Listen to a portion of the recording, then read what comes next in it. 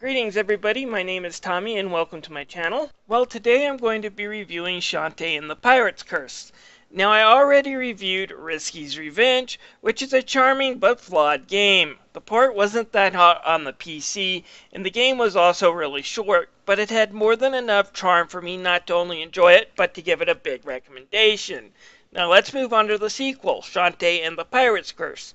This one I'm reviewing on the Wii U, although it has now been pretty much released on every platform now, I do believe. Alright, in the last game, Shantae was able to beat Risky and stop her revenge. However, it came at a price. Shantae lost all of her genie powers and is now just a normal human being, with the exception of having a little bit of magic still in her hair.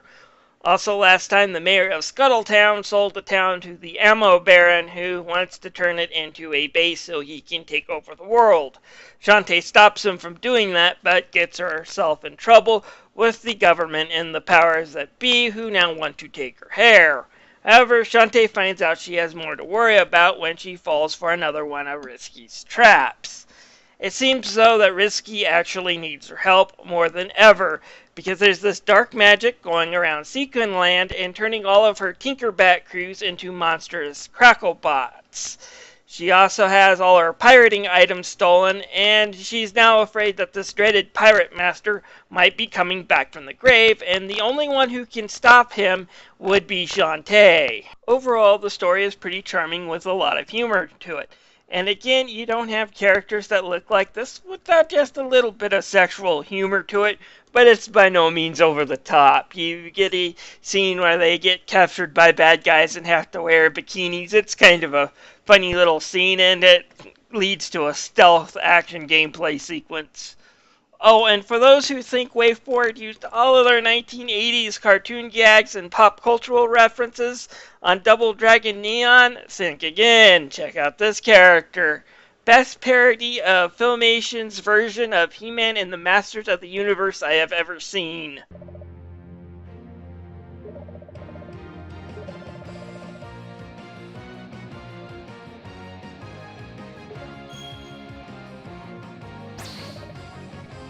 The gameplay in this game ditches the more traditional open-world formula that we saw for the first two Shantae games for more of a stage select screen with a little bit more open-world aspects to it.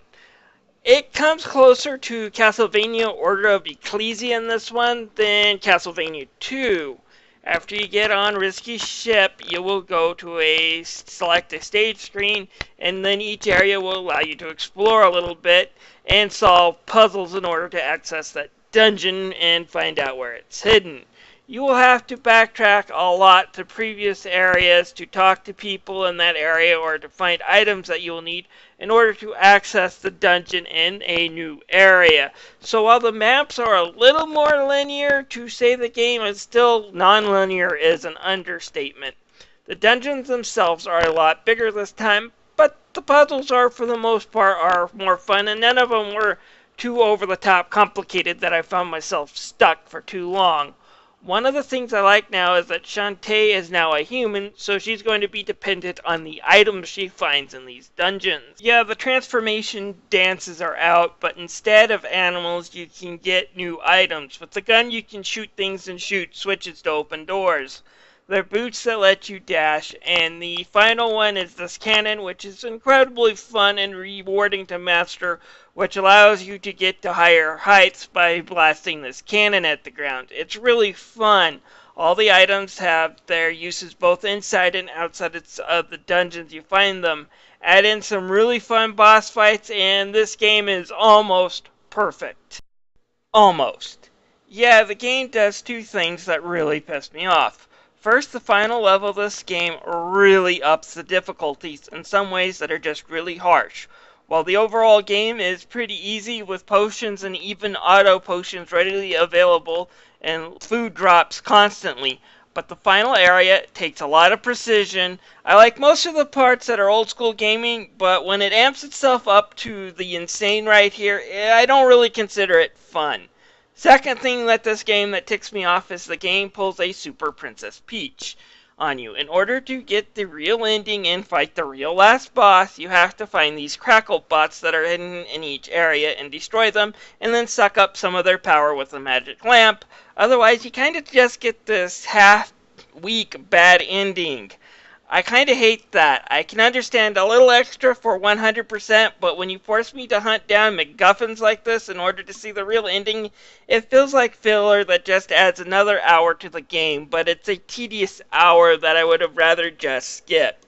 And for those who complain that Shantae Risky's Revenge was just a little bit on the short side, Shantae and the Pirate's Curse lasts a little over 9 hours. Granted, that was with the MacGuffins and on my first run through.